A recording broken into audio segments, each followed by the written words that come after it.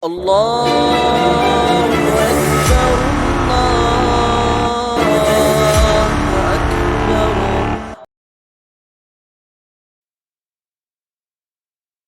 Melaksanakan ibadah haji dengan tata cara dan waktu yang telah ditentukan.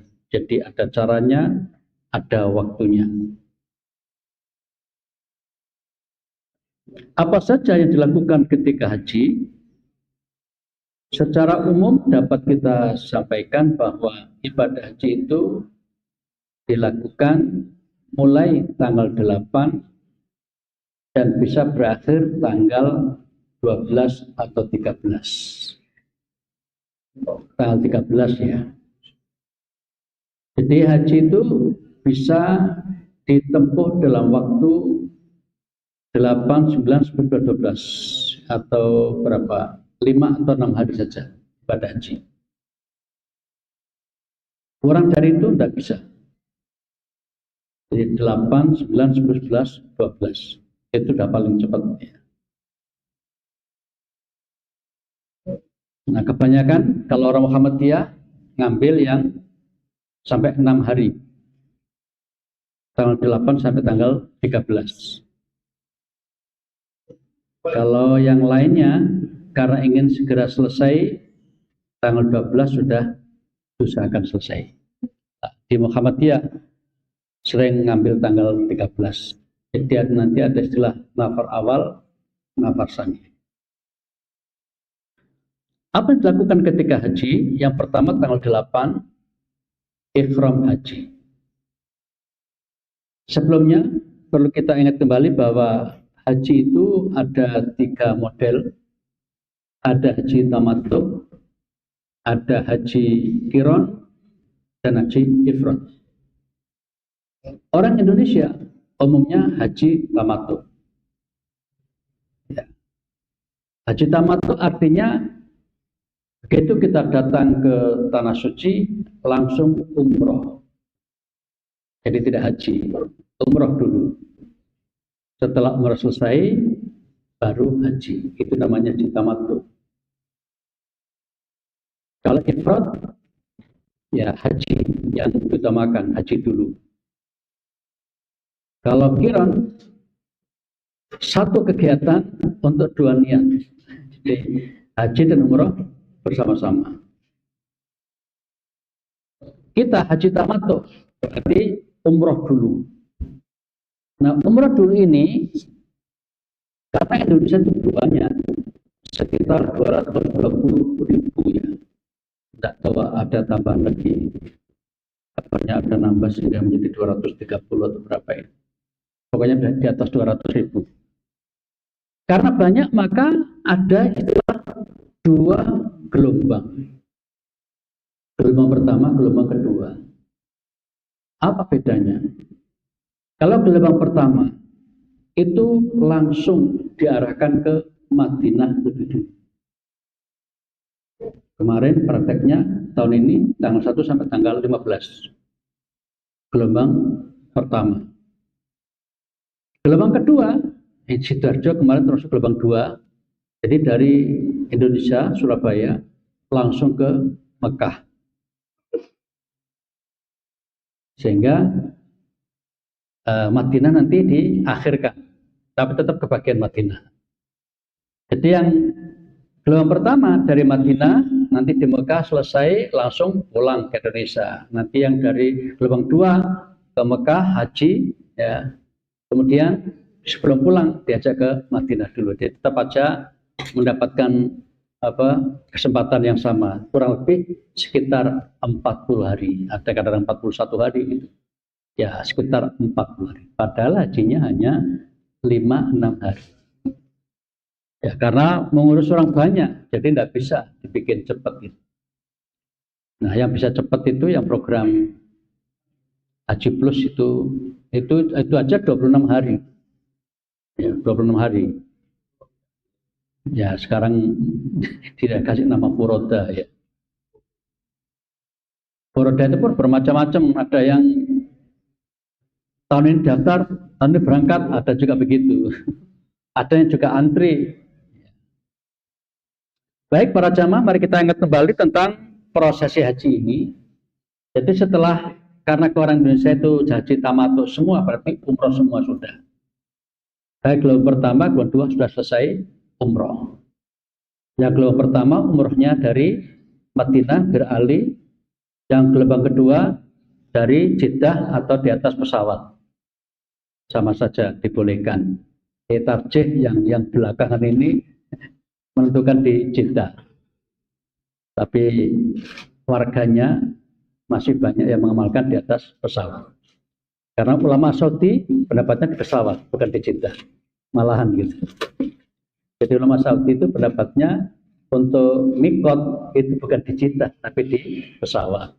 Tapi tarjih terakhir di HPT 3 itu sudah menentukan Jeddah. Itulah fikih ya. Jadi jangan heran kalau beda-beda itu pendapatnya.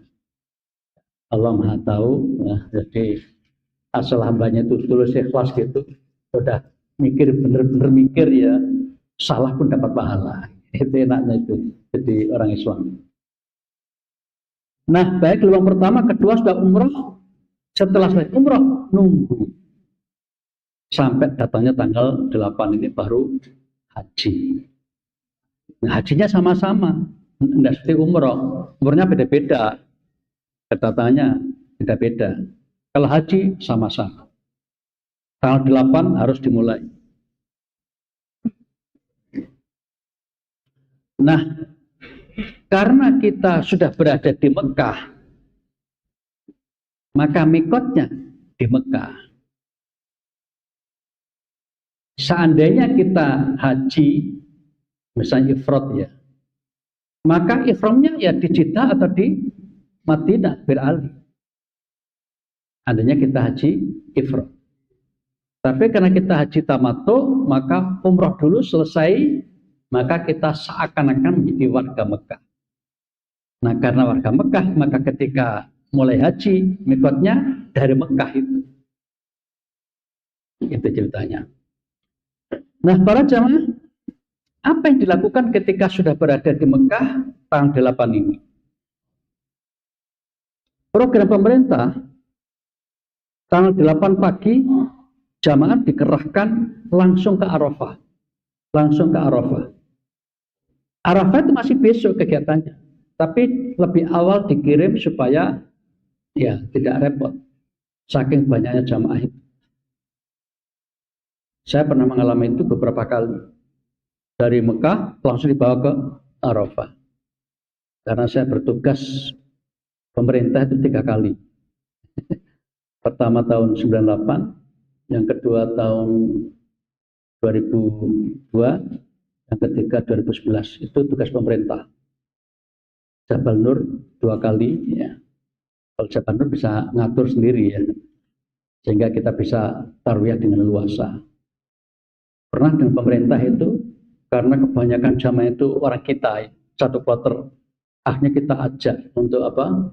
Tarwiyah itu bisa saat itu. Atau dengan cara dibelah jadi 2 itu. Yang satu biar berangkat ke mana? Ke Arafah, yang satu ke Mina. Nah, tanggal 8 ini para jamaah kita diarahkan ke Mina. Apa kegiatan di Mina? Kegiatan di Mina seperti biasa saja, sholat 5 waktu pada waktunya, tidak dijamak. Di zuhur, sholat 2 rakaat tapi qashar. Zuhur 2 rakaat, selesai, istirahat, makan. Lalu nanti asar, sholat 2 rakaat saja, istirahat, mungkin jalan-jalan mau survei. Maghrib 3 rakaat pada waktunya, kemudian nunggu waktu isya, sholat isya 2 rakaat qashar pada waktunya, sampai subuh berada di Mina itu. Nah, apa yang dilakukan oleh jamaah kita yang kreatif? 1 hari itu dimanfaatkan untuk pembekalan dan pemantapan. Di jamaah kita, warga Muhammadiyah yang sempat tarawih itu betul-betul dimanfaatkan untuk pemantapan untuk ibadah besoknya apa yang dilakukan ketika wukuf di Arafah. Berikutnya ketika di Musdalifah bagaimana, berikutnya nanti ketika di Mina sampai 3 malam itu bagaimana. Itu di situ 1 hari itu betul-betul dimanfaatkan untuk pemantapan, upgrading dan pemantapan. Nah, tanggal 8 di Mina itu disebut hari Tarwiyah. Makanya programnya namanya program Tarwiyah. Asalnya ini yang namanya tanazul. Tanazul itu artinya dalam bahasa praktisnya memisahkan diri dari program pemerintah. Program pemerintah dari Mekah langsung ke Arafah. Lah ini tidak. Dari Mekah nyempal, tanda petik, nyempal. Tidak ikut ke Arafah tapi ke Mina. Nah, nyempal ini sebenarnya itu juga yang sunnah Nabi. Yang ke Mina itu yang sunnah Nabi. Ya Nabi dulu sebelum ke Arafah tanggal 8 itu ke Mina dulu 1 hari, 5 waktu di situ. Nah, pemerintah kenapa kok nggak mau begitu? Nggak mau repot, ngurus 200.000 ya. Nah, itu intinya. Nah, nanti ada tanazul itu nyari yang mudah lagi. Nah, para jamaah begitulah tanggal 8 sebagian jamaah kita diarahkan ke Arafah, sebagian secara mandiri biaya dewe ini ke Mina. Setelah itu tanggal 9 pagi yang tadi di Mina tadi itu dikerahkan ke Arafah. Akhirnya pada tanggal 9 itu pagi-pagi mungkin mulai jam 9 udah kumpul semuanya di Arafah. Saya belum wukuf. Belum ada kegiatan wukuf, masih persiapan wukuf. Wukuf praktis nanti dimulai tanggal 9 Dzulhijjah. Tanggal 9 Dzulhijjah setelah zuhur tiba. Jadi wukuf itu zuhur sampai maghrib, itu waktunya. Waktu yang disyariatkan. Nah, apa yang dilakukan ketika di Arafah? Pertama, tausiah atau khutbah Arafah. Nah, banyak orang yang azan dulu. Syariatnya enggak. Apa tadi? Khutbah dulu. Khotibah baru kemudian azan. Itu khutbah dulu atau tausiah ya. Isinya tausiah karena tidak ada ketentuan yang pakai protokoler seperti Jumat enggak. Sehingga ya kayak kultum kayak gitu aja. Intinya itu. Nah, itu dilakukan pas zuhur tiba. Zuhur tiba, khutbah mungkin 15 menit. Habis itu azan zuhur. Azan zuhur selesai, tidak ada sholat qobliyah, langsung qomat sholat zuhur 2 rakaat qashar.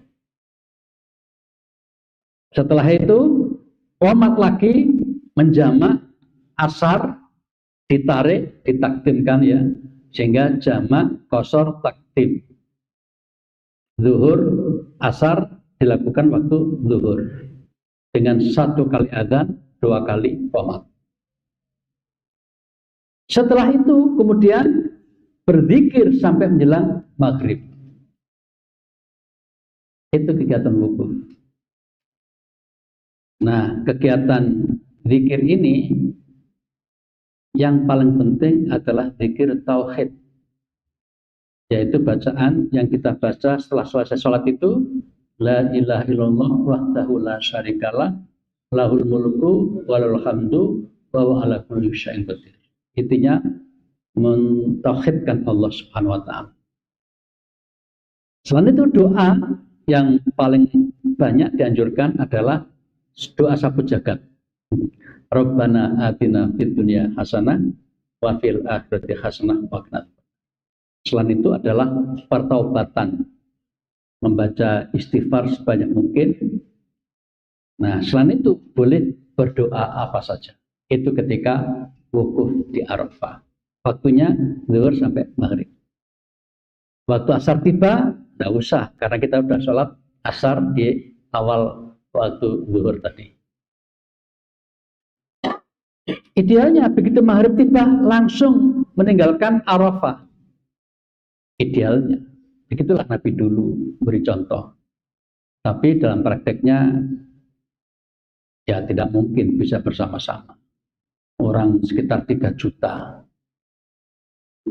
Ya, 3 jutaan kira-kira yang wukuf, bahkan mungkin bisa lebih ya. Ketika numplek-plek itu ya sekitar 3 jutaan. Nah, para jamaah, ketika itulah maka secara bergelombang maka dibawa dari Arafah menuju ke Musdalifah setelah maghrib tiba. Nah, ada istilah taradudi. Zaman dulu belum, ini kami mungkin ya yang mengalami tahun 2008 itu mencoba praktek yang pertama kalau nggak salah 2008 pas kami berangkat itu. Taradudi itu artinya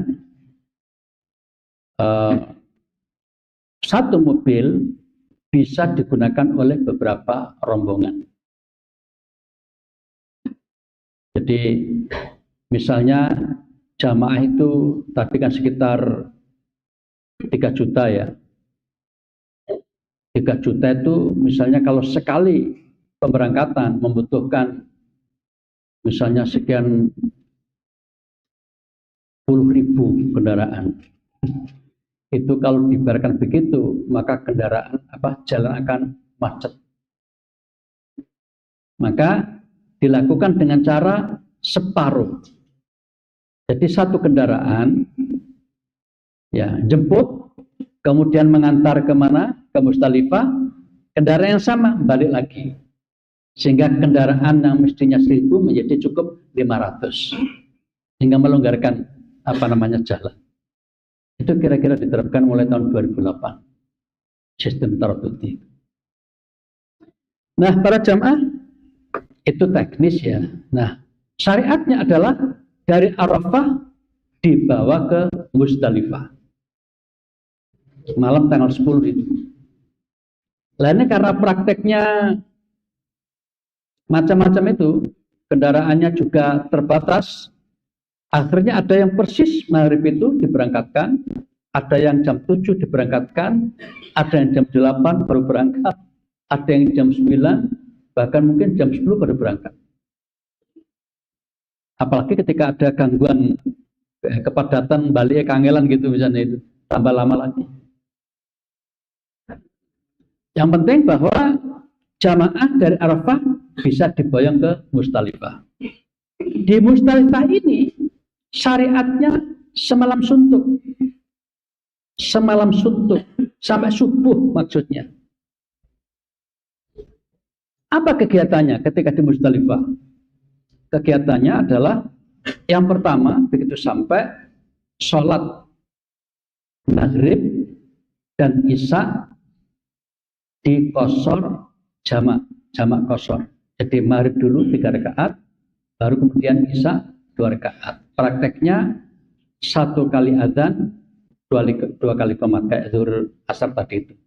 Adzan dulu, kemudian qomat untuk maghrib, kemudian qomat lagi untuk isya. Nah, sebagian ulama ada yang membolehkan isya dulu baru maghrib. Tapi kebanyakan tetap dianjurkan yang dulu didulukan, yang akhir diakhirkan, walaupun waktunya di isya. Nah, ketika itulah maka kemudian setelah selesai sholat maghrib isya di jamak qashar, berikutnya yang sudah mentradisi diberi kesempatan untuk mencari kerikil. Kerikil minimal 70. Loh kok 70? Karena kita akan melempar 70 kali. Yang pertama, nanti tanggal 10 itu 7 saja. Kemudian hari kedua, ketiga, keempat, tanggal 11 masing-masing itu 21. 21 kali 3, 63. 63 tambah 7, 70. Jadi seluruh lemparan itu yang titis itu 70, yang kena 70. Itu ketika nanti melempar. Nah, kembali ke Musdalifah. Jadi Musdalifah ini suatu area, wilayah ya. Ya kayak daerah mana ini? Pondok Wage gitu, wilayah gitu.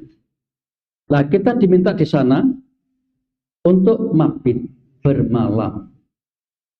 Idealnya sampai subuh. Setelah subuh baru boleh meninggalkan Musdalifah menuju ke kawasan namanya Mina. Itu idealnya. Itu normalnya. Jadi kalau kita tidak berangkat setelah subuh itu tidak normal. Jadi kalau dulu kita waktu haji nggak sampai subuh berarti nggak normal. Pengertian nggak normal itu nggak sesuai dengan syariat yang diterapkan oleh Nabi. Dan memang kita dianjurkan sampai subuh ketika berada di Musdalifah. Setelah sampai subuh, sholat subuh dulu, baru kemudian dibawa ke Mina. Tanggal 10 pagi kita diharapkan sudah sampai di Mina. Nah, di Mina itu kegiatannya waktu itu hanya satu aja, melempar jumroh. Nah, melempar jumroh itu yang terakhir saja. Jadi di sana ada 3, jumroh pertama, kedua, ketiga. Jaraknya nggak jauh. Ya, paling kira-kira berapa ya? Nggak sampai 100 meter kayaknya. Mungkin ada yang sampai 100 meter. Ya, kira-kira 60, kurang lebih segitulah ya. Nggak ngukur, jadi nggak tahu. Jadi artinya kita bisa melihat dengan dekat. Itu jumroh kedua, sana jumroh ketiga itu bisa. Dari timur ke barat, barat. Posisi pondok kita berada di timurnya lagi. Ya. Di kemah kita maksudnya. Nah, pada tanggal 10 itu yang dilempar yang ketiga saja. Yang pertama dilewati, kedua dilewati, yang ketiga baru dilempar. Itu tanggal 10.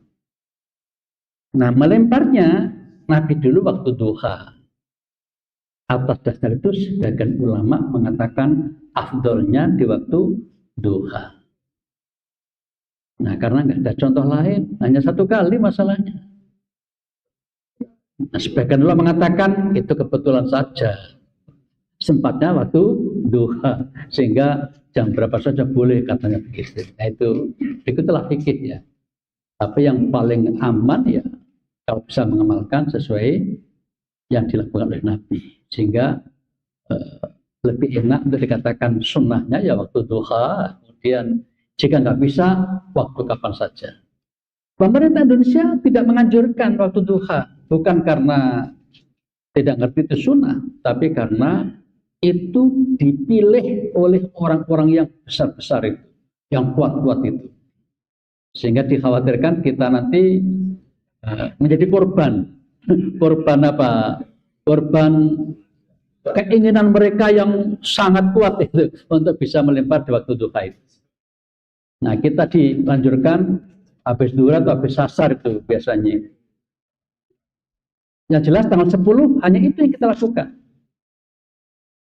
Setelah melempar jumroh tanggal 10 itu idealnya, lah kita nggak bisa mengamalkan sunnah Nabi. Sunnah dalam artinya sunnah fi'liyah. Apa? Waktu itu Nabi setelah melempar jumroh langsung ke Mekah, tawaf dan sa'i. Tanggal 10 itu. Tapi kita nggak bisa. Loh, kenapa nggak bisa? Nggak disiapkan kendaraan. Kenapa nggak disiapkan? Ribet ngaturnya. Kebetulan secara qauliyah Nabi memang mengizinkan.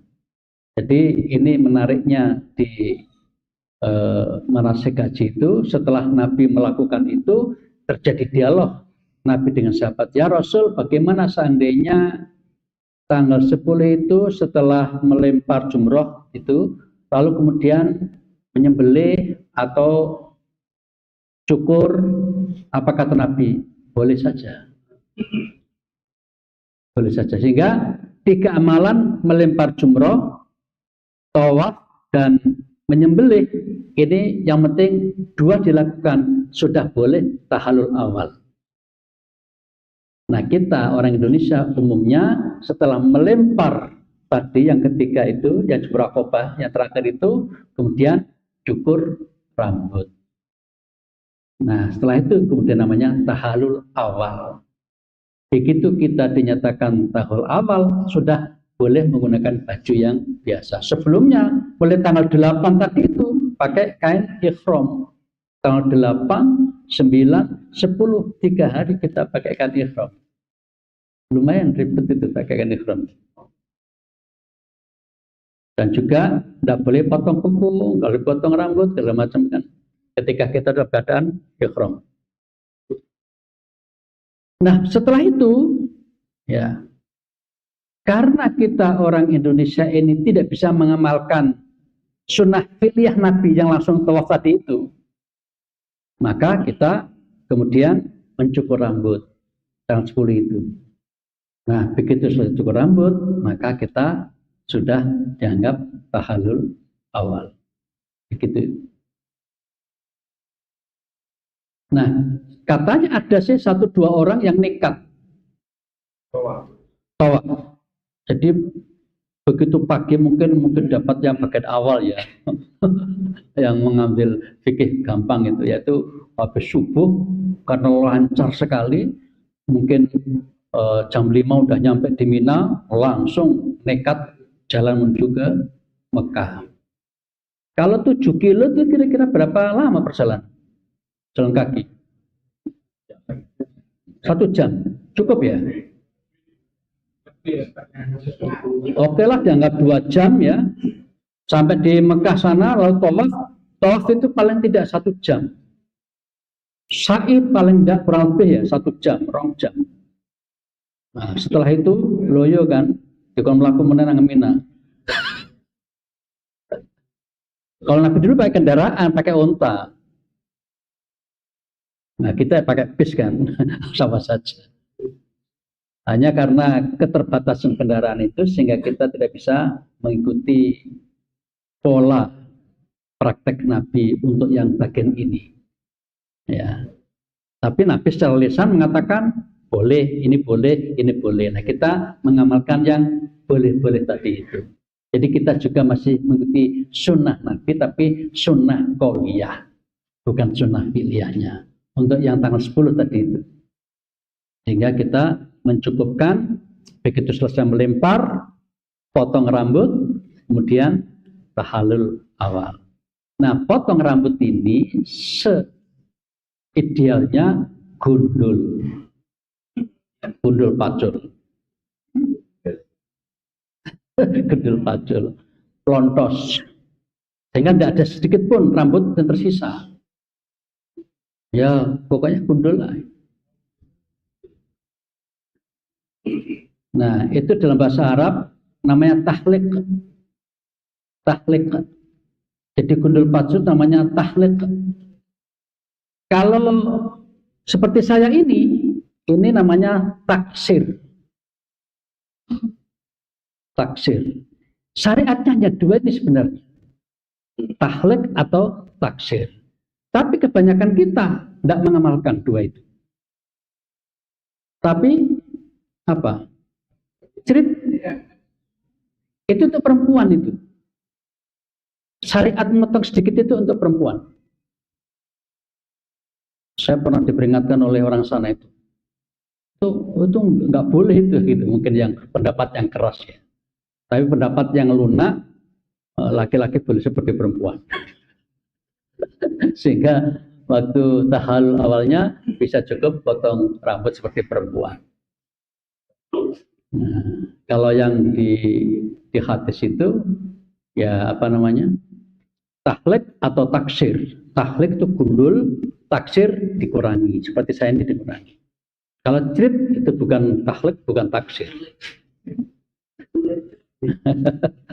Tapi ulama secara fikih membolehkan trik itu. Nah, saya untuk menggambarkan kemudahan pemahaman itu begini. Itu apa ya, semacam pemahaman pribadi. Kalau tahlik itu nilainya 100. Kalau taksir 75. Kalau cerit berapa ya? Sekedar lulus lah ya, pokoknya lulus gitu. 6 lah misalnya, 60 gitu kira-kira. Nah, itu menggambarkan manfaat utama itu kan perlu angka-angka itu. Jadi kalau ingin ya 100 bodol, kalau ingin lumayan taksir, taksir aja jarang yang melakukan, yang banyak cerita gitu. Setelah itu baru gundul kan gitu ceritanya ya. Sebaiknya memang langsung gundul, bukan trik dulu baru gundul. Karena begitu dia trik, berarti ya yang trik kita itu yang dinilai bukan gundulnya. Gundul kan menyusul ya. Nah, begitu para jamaah. Kemudian setelah itu masuklah tanggal ke-11, sama saja nanti dilakukan pada tanggal 12 dan 13, sama 3 ini. Nah, di tengah-tengah 3 hari ini boleh menyembelih hadyu. Mulai tanggal 10 tidak boleh tadi, tapi kan situasinya sangat capek ya, sangat kredit ya, sehingga jarang yang melakukan tanggal 10. Nah, kebanyakan kita itu mulai 11 atau kadang milih tanggal 12. Ada juga yang 13. Penyembelihan hadyu kita itu. Walaupun kita sudah kerjasama dengan orang sana, itu prakteknya sekitar tanggal 11, 12, 13. Dan di antara kita diminta untuk mewakili hadir menjadi saksi proses penyembelihan itu. Nah, yang rutin, yang harus tanggal 11, 12, 13 adalah melempar jumrah ketiga-tiganya. Dari arah timur, jumrah pertama dilempar 7 kali, kemudian yang kedua 7 kali, yang ketiga juga 7 kali, sehingga satu hari itu 21 lemparan yang kena. Karena 3 kali, 3 hari berarti 21 kali 3, 63 tadi, ditambah dengan yang pertama tadi 7 menjadi 70. Nah, jadi para jamaah itu tanggal 11, 12, 13.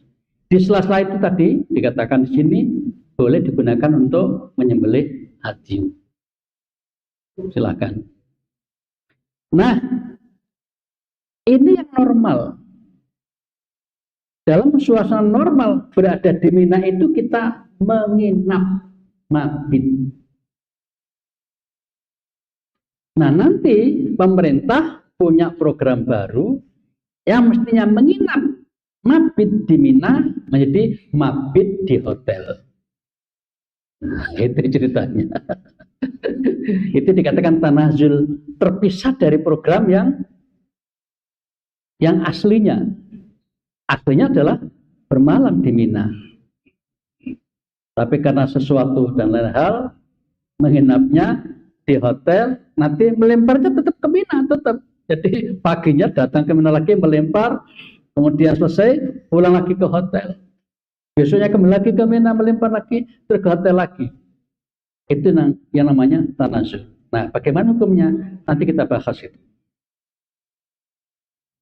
Nah, setelah selesai 3 hari atau bahkan 4 hari ya, 10, 11, 12, 13 berada di Mina, maka sorenya kita diajak kembali ke Mekah, ke hotel kita masing-masing. Kemudian setelah itu, setelah cukup tenaganya, maka biasanya malam, tanggal jam 10 malam atau bahkan mungkin 12 malam langsung diajak tawaf haji, tawaf rukun, tawaf ibadah namanya. Ini bisa tanggal 12 malam, bisa tanggal 13 malam, tergantung jamaahnya. Yang nafar awal berarti tanggal 12, kemudian pulang ke Mekah, sore atau malamnya langsung tawaf. Bagi yang nafar sani, tanggal 13 itu baru pulang ke Mekah, kemudian tawafnya mungkin sorenya atau malamnya. Ya, setelah itu maka dengan ditutupnya kegiatan sa'i, yaitu dari Safa ke Marwah dan bolak-balik sampai 7 kali, maka ibadah haji dinyatakan sempurna, selesai. Jadi intinya 9 itu kegiatan ibadah haji. Ini ditempuh dalam waktu sekitar 6 hari atau kita bulatkan sepekan. Jadi haji itu sepekan. Nah, para jamaah, sekarang mari kita lihat program murur yang tadi itu. Itu gimana secara hukumnya? Majelis Tarjih sudah membahasnya ini tahun lalu, tahun 2024.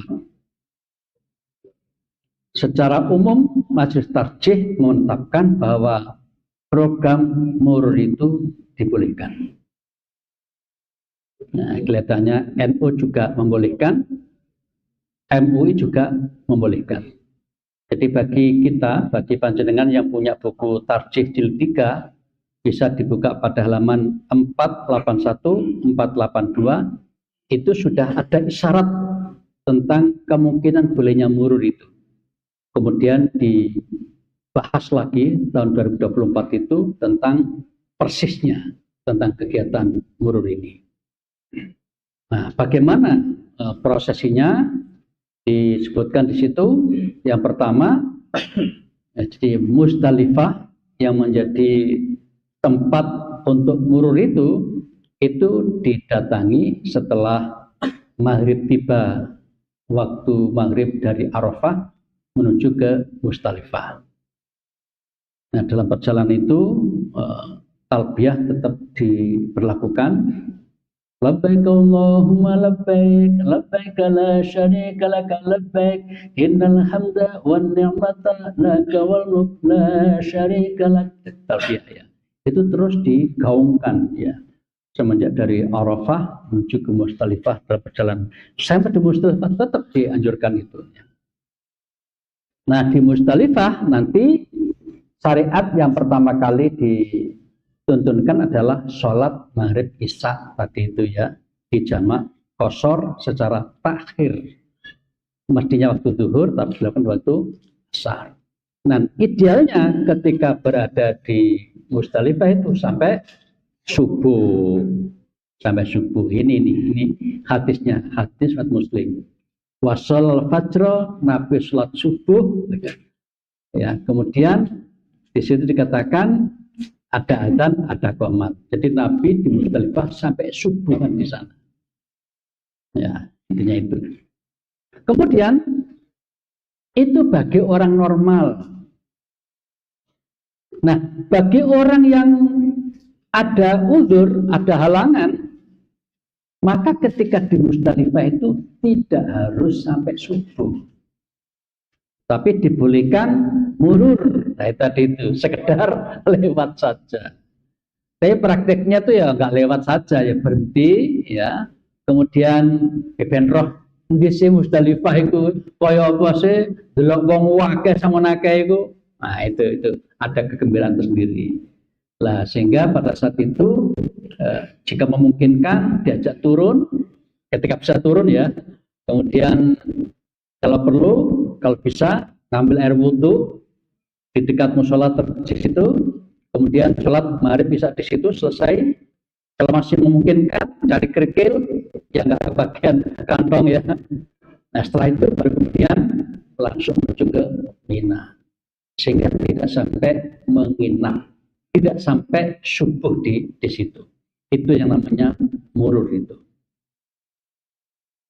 Di bahasa arsalnya itu murur itu ya sekedar lewat, marro yang murur lewat,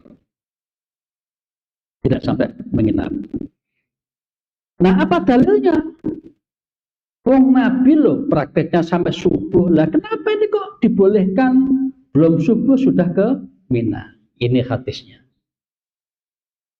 Jadi pada masa Nabi sudah ada kasus terjadi pada seorang wanita namanya Saudah. Konon istri Nabi ya. Saudah ini dikatakan imro'ah bati'ah, wanita yang jalannya lambat. Kira-kira gemuk wonge. Kira-kira ya. Ya, walaupun kurus juga bisa lambat ya. Tapi bayangannya itu orangnya agak gemuk, kemudian jalannya lambat, repot gitu loh ya. Sehingga kalau disuruh lama-lama di Musdalifah nanti malah repot gitu kan. Nah, beliau ini si Saudah ini izin ya Rasul, mohon perkenan untuk saya berangkat duluan, tidak bisa sampai subuh di Musdalifah itu. Apa kata Nabi? Fa'adzinalaha, beliau mengizinkan. Sehingga Saudah ini kisahnya di Musdalifah entah berapa lama belum sampai subuh sudah diberangkatkan menuju ke Mina. Sehingga subuhnya di Mina. Siapa ini? Saudah. Peristiwa inilah yang kemudian dijadikan dalil oleh asal ada uzur. Ini fikihnya di situ. Jadi atas dasar ini maka kemudian bagi yang ada uzur tidak harus di Musdalifah itu sampai subuh, boleh ya beberapa saat saja. Nah ini kemudian oleh ahli fikih sekarang itu dikatakan program murur tadi itu di Musdalifah sebentar saja, sekedar lewat gitu. Tetapi bagi yang apa beruzur, yang ada halangan khusus itu, ini hadis riwayat Al-Bukhari. Nah, dua poin yang dijelaskan di atas menunjukkan bahwa pada prinsipnya mabit dilaksanakan di Musdalifah itu sampai subuh itu aslinya. Namun ketika ada uzur, ketika ada problem, ketika ada gangguan, maka yang mestinya sampai subuh tadi dibolehkan diperingan menjadi ya beberapa saat saja di malam itu ketika berada di Musdalifah. Nah, kemudian lebih populer dengan istilah murur tadi itu, artinya lewat saja di situ. Yang penting udah lewati lah gitu.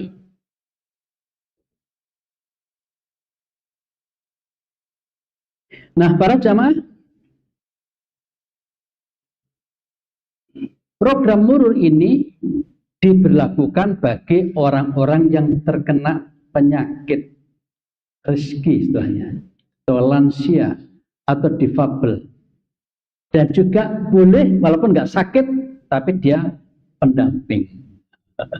Jadi walaupun kita itu sehat atau dokter terutama ya kan sehat itu, karena dia mendampingi orang yang kena uzur ini, maka dihukumi sama dengan yang kena uzur ini. Boleh artinya tidak harus sampai subuh di Musdalifah, tapi bisa mengawal ke Mina lebih awal waktunya di situ. Nah kemudian kapan itu sebelum subuh itu? Wah, ini diskusi ulama lagi. Nah karena Nabi tidak menentukan kapan sebelum subuh itu, ya berarti setelah Isya sampai menjelang subuh. Nah setelah Isya ya jam 8 lah kalau di sana itu kira-kira ya. Kalau sini kan jam 7, di sana mungkin jam 8, di sana jam 7 belum Isya. Karena di Arab itu sama dengan di Aceh waktunya sholatnya itu. Jadi saya pernah di Aceh itu, di sini di sini sudah Isya, sana belum apa namanya, bahkan baru maghrib lah kira-kira begitu. Selisihnya kurang 1 jam lebih antara mana Surabaya dengan Aceh itu. Waktu itu saya lihat itu. Nah kira-kira begitu juga antara kita dengan di mana di mana itu Mekah itu posisi waktunya kayak di Aceh itu, jadi agak ke belakang waktunya, sehingga boleh kita katakan kalau ini ditulis jam 19 itu kayaknya waktu sini kurang-kurang pas angka 19 ini. Tapi ini mungkin karena tim musyawarah tarjih waktu itu kan membayangkan Indonesia ya, maksudnya itu setelah Isya. Sehingga mestinya bukan 15 tapi kira-kira 20-an lah. Coba nanti yang umroh itu di sana itu jam 7 kayaknya belum azan Isya. Tapi ya mungkin musim-musim tertentu ya. Nah sehingga di sini dikatakan jam 8 malam boleh, jam 9 malam boleh, jam 12 malam boleh, jam 1 dini hari boleh. Pokoknya sebelum subuh. Yang tadi dapat keringanan itu. Kalau zaman dulu, ahli fikih dulu mengatakan pokoknya lebih lewat tengah malam sudah boleh, ya gitu. Mungkin kasusnya ini juga Saudah itu. Tapi ingat bahwa Saudah ini dianggap yang beruzur, yang berhalangan, atau mengalami kesulitan kalau dipaksakan harus sampai subuh di sana. Atas dasar itu maka karena Nabi sudah mengizinkan bagi yang uzur, berarti kita sekarang jika menghadapi orang-orang yang beruzur ya juga dibolehkan mestinya. Akhirnya pemerintah resmi tahun 2025 ini resmi memberlakukan ini bagi jamaah yang uzur, apa karena sakit, apa karena sepuh, lansia, apakah karena difabel dan sebagainya, termasuk yang mengantarkannya, yang mengawalnya dibolehkan, tidak harus sampai subuh berada di Musdalifah, tapi sebentar saja atau bahkan tadi disebut sekedar lewat saja. Nah, orang yang semacam ini karena pada dasarnya sudah berada di Musdalifah walaupun sebentar, maka dianggap sudah melakukan mabit. Karena sudah dianggap melakukan mabit walaupun sebentar tadi itu tidak terkena dam. Itu yang berikutnya hukumnya ini. Kalau nekat wis aku delok ngono gak usah mabit-mabitan. Boleh dia langsung ke Mina, tapi dia wajib membayar dam, menyembelih seekor kambing. Nah, kambing itu harganya berapa? Di sini 3,5, di sana kira-kira 500 rial ya.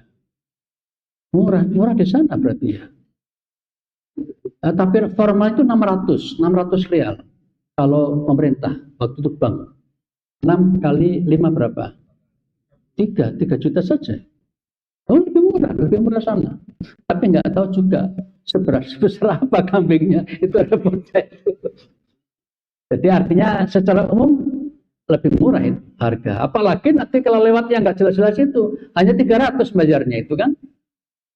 Kan itu loh, membayar dam itu hanya 300. Padahal pemerintah menetapkan 600. Pemerintah sana, akhirnya pemerintah sini ikut. Nah, bagi ketua rombongan saya memanfaatkan ikut pemerintah berapa? 600. Tapi orang sana sendiri ketika membedain jamaah, naruh apa ya? Mek 300 gitu. Saya pernah ditawari gitu, 250.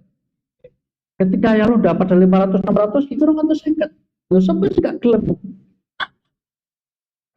Tapi ketika paham betul seperti apa hewannya, terus kapan disembelih, maka orang akan ragu berikutnya itu. Jadi kalau ingin mantap betul ya langsung pemerintah tadi itu. Pemerintah sana, bukan pemerintah sini. Pemerintah sini yang ngasih harga, nggak ikut tangan pemerintah sini. Yang pun harga itu pemerintah sana seperti udah sekitar 600-an rial itu. Nah, para jamaah, karena apa kok harus menyembelih kambing? Karena itu termasuk wajib haji. Mabit di Musdalifah, mabit di Mina termasuk wajib haji yang harus dilaksanakan. Ya. Nah, kok boleh? Ada kaidah yang mengatakan idza ta'adzul aslu yusaur ilal badli. Apabila hukum asal mabit di Musdalifah sampai subuh itu dirasa sulit atau merepotkan, maka boleh diganti dengan yang lain. Apa gantinya? Cukup sebentar saja. Atau tadi murur itu. Nah. Jadi murur ini dilakukan karena zaman Nabi sudah ada kasus saudah tadi itu. Menjadi dasar tentang bolehnya orang yang tidak harus mabit sampai subuh. Ya. Kemudian ada juga kaidah yang lain, hikayatul hal idza taraka fil istifsal taqum maqamal umum fil maqal. Penyampaian informasi terkait keadaan tanpa ada rincian menunjukkan umum. Nah, tadi kan dikatakan kasaudah itu bahwa saudah diizinkan meninggalkan Musdalifah menuju Mina itu sebelum subuh. Nah, kata-kata sebelum subuh itu tidak diperjelas. 1 jam sebelumnya kah? 3 jam sebelumnya kan tidak ada. Karena tidak ada penjelasan rincian, maka berlaku umum. Artinya apa? 1 jam sebelumnya boleh, 5 jam boleh, 8 jam sebelumnya boleh, berarti apa sisa boleh gitu ketentuannya.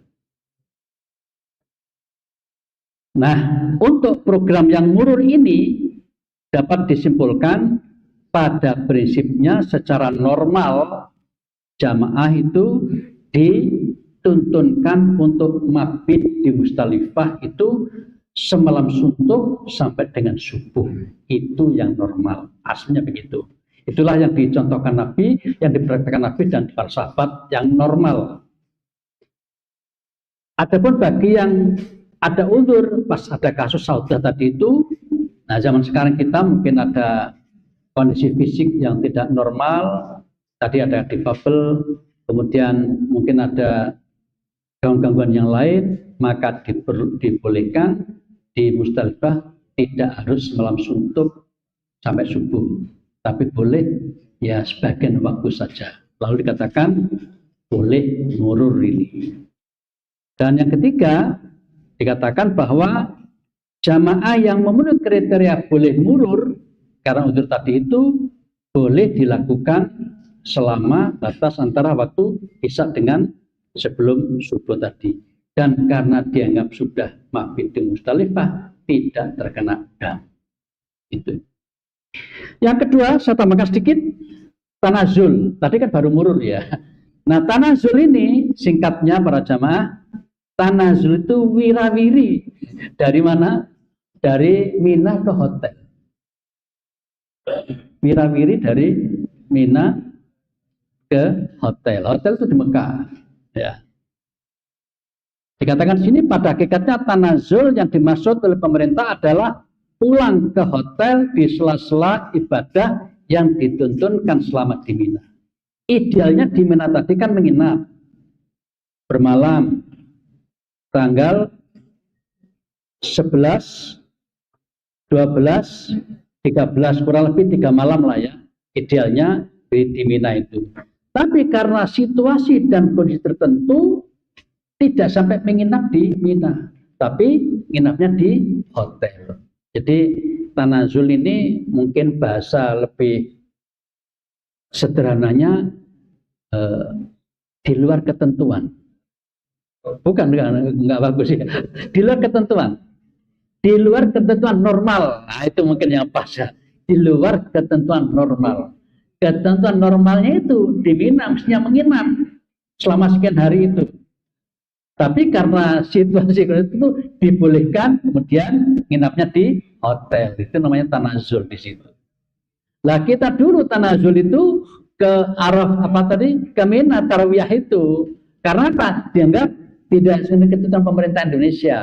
Lalu dikatakan tanazul. Nah sekarang pemerintah bikin tanazul sendiri di luar ketentuan syariat yang normal. Bukan berlawanan dengan syariat.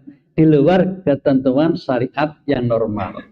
Nah, karena ada kondisi tertentu, maka dianggap tidak normal, maka dibolehkan tidak harus menginap di Mina, tapi kemudian di hotel itu. Lah apa dasarnya? Nah, ini dasarnya. Dalam Al-Quran, surat Al-Hajj ayat 78, Allah menyatakan, Allah tidak menjadikan kesulitan untukmu dalam beragama. Wa ma ja'ala 'alaikum fid-din min haraj. Allah tidak ingin bikin kamu repot dalam mengamalkan agama ini. Jadi kalau itu repot, ya cari yang lain yang gampang. Kira-kira begitu. Kemudian di Al-Baqarah 185 ditegaskan Allah menghendaki kami itu gampang dalam mengamalkan agama, tidak menghendaki kesulitan. Kemudian ada hadis yang menyatakan ketika Nabi dihadapkan pada dua pilihan, ya Rasul, mana yang panjenengan pilih itu? Maka Nabi akan milih yang mudah dipilih, bukan yang sulit. Kadang orang yang sok hebat, aku tak sing berat ini. Enggak, Nabi memberi contoh aisarahuma, yang lebih mudah itu yang dipilih oleh Nabi. Nah sekarang kalau tetap nekat nginap di Mina kan repot ini bagi orang-orang yang kebutuhan khusus tadi itu. Maka yang mudah ya sudah nginapnya di hotel. Besok datang lagi ke Mina untuk proses pelemparan jumroh. Nah nanti melempar juga begitu. Ketika benar-benar sudah lemah tidak bisa melempar, maka diwakilkan. Tapi kalau sudah emoh semua, melempar tidak mau, kemudian mewakilkan juga tidak mau, sehingga meninggalkan betul kegiatan Mina itu, terkenalah dia dam. Menyembelih lagi, Musdalifah menyembelih, Mina menyembelih lagi. Gak apa-apa mesuki. Tapi tentu orang yang beribadah bukan itu ukurannya ya. Masa akan tinggalkan gitu. Kemudian ada kaidah yang menyatakan al-masyaqqah tajlibut taysir. Artinya bahwa ketika kita dihadapkan pada kesulitan, maka cari mudah. Itu. Kemudian idza dzaqal amr itas, apabila persoalan itu kok malah mempersempit, mempersulit, ya sudah, cari yang longgar, yang mudah. Jadi ketika tadi mabit di Musdalifah sulit, ya sudah, nggak usah mabit, lewat saja. Kalau di Mina nginap sampai 3 malam diperkirakan penyakitnya tambah teman kampung gitu, ya sudah, tidurnya di hotel aja, besok jadi lagi ke Mina lagi. Gitu.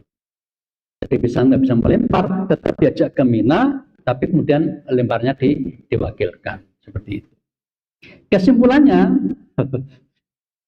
nah ini kesimpulannya untuk yang tanazul ini, pertama, pada prinsipnya ibadah yang dituntunkan dalam haji adalah mabit di Mina setelah mabit di Musdalifah. Semuanya harus begitu idealnya.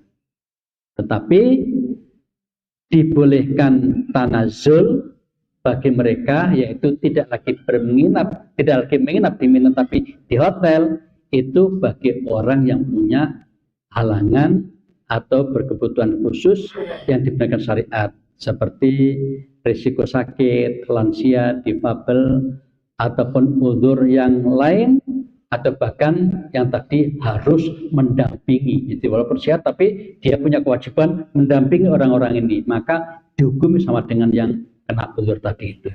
Dibolehkan tanazul. Kemudian oleh pemerintah yang dimaksud istilah tanazul itu adalah bolak-balik dari hotel ke Mina itu. Jadi ketika jamaah bertanazul bukan berarti tidak melakukan mabit di Mina sama sekali, tetapi hakikatnya masih mengamalkan kegiatan di Mina, hanya nginapnya saja yang di hotel. Kemudian bagi jamaah yang telah melakukan tanazul seperti itu, karena masih mengamalkan ibadah di Mina, melempar dan sebagainya, maka dia tidak terkena dam karena dianggap sudah melakukannya. Adapun jamaah haji yang benar-benar sudah nekat, wis gak mau kegiatan di Mina sama sekali, barulah dia terkena dam sebagai salah satu kewajiban haji. Nah, para jamaah, ini adalah hasil fatwa Majelis Tarjih dan Tajdid PP Muhammadiyah yang diputuskan pada tanggal 12 Juni 2024 setahun yang lalu. Demikian yang bisa disampaikan pada pagi ini. Alhamdulillah. Wah, ada yang bertanya ya? Silakan. Waalaikumsalam warahmatullahi wabarakatuh.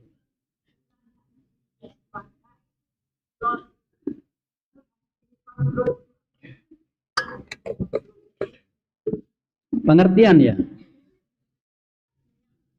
Haji mabrur artinya haji yang bagus. Dari kata birro ya. Tapi ada yang mengartikan haji mabrur haji yang makbul, haji yang diterima. Makbul sama dengan makbul. Mabrur sama dengan makbul, haji yang diterima. Itu kalau arti letterleknya. Tapi yang dimaksud dengan haji mabrur itu oleh Imam An-Nawawi adalah haji yang bisa memberi pengaruh kepada yang haji itu setelah selesai haji menjadi tambah baik akhlaknya, ibadahnya semakin meningkat. Itu baru namanya dapat haji mabrur. Begitu. Wah, apalagi?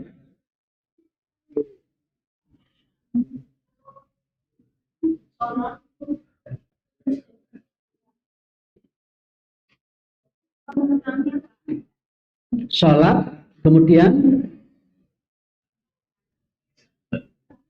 kencing. Pertama diusahakan mengulang, tapi kalau kencing-kencing terus gak mungkin mengulangi, maka orang itu dianggap darurat, boleh sholat dalam keadaan kencing-kencing tadi. Ketika sudah tidak memungkinkan, ya itu kena uzur ya. Namanya wudhu, itu kan perlu waktu ya. Baru mau sholat kencing lagi kan begitu ya. Akhirnya kan nggak jadi sholat. Dalam keadaan yang tidak bisa sholat, kalau harus wudhu terus, maka orang semacam ini spesial dibolehkan sholat dalam keadaan tetap keluar najis tadi. Boleh. Khusus, perlakuan khusus. Baik, saya kira itu ya. Masih ada lagi, monggo. Jadi saya itu kan dapat berdoa itu ya. Semuanya itu kan sama tuh. Mungkin yang minimal itu yang pertanyaannya apakah jam itu harus disebutkan. Seperti sekarang ada video halanya saksi aja kan bisa lihat video apa bisa disebut satu tempat yang membutuhkan. Sampai sekarang fikihnya masih memberlakukan itu, bahwa dam ini, hadyu maksudnya itu disembelih di sekitar manhar sana dan diberlakukan untuk warga sekitar sana itu. Nah, memang sudah muncul paham baru bagaimana kalau itu di tempat lain, kan dalam kenyataannya banyak mubadir kan gitu katanya mereka itu ya. Nah, sampai sekarang masih belum berani itu. Tapi sudah ada pendapat, wah ini boleh ini apa namanya di luar Mekah gitu. Tapi pendapat itu masih wacana. Nggak tahu sampai kapan nanti akan diputuskan. Tarjih kayaknya juga belum itu ya. Tapi sudah mulai ada. Ustadz-ustadz kita dari tadi sudah mulai punya pendapat seperti itu. Hanya formalnya belum diputuskan. Saya kira itu, terima kasih atas kebersamaannya. Mari kita akhiri dengan doa kafatul majlis. Subhanakallahumma bihamdika asyhadu an la ilaha illa anta astaghfiruka wa atubu ilaik. Wassalamualaikum warahmatullahi wabarakatuh.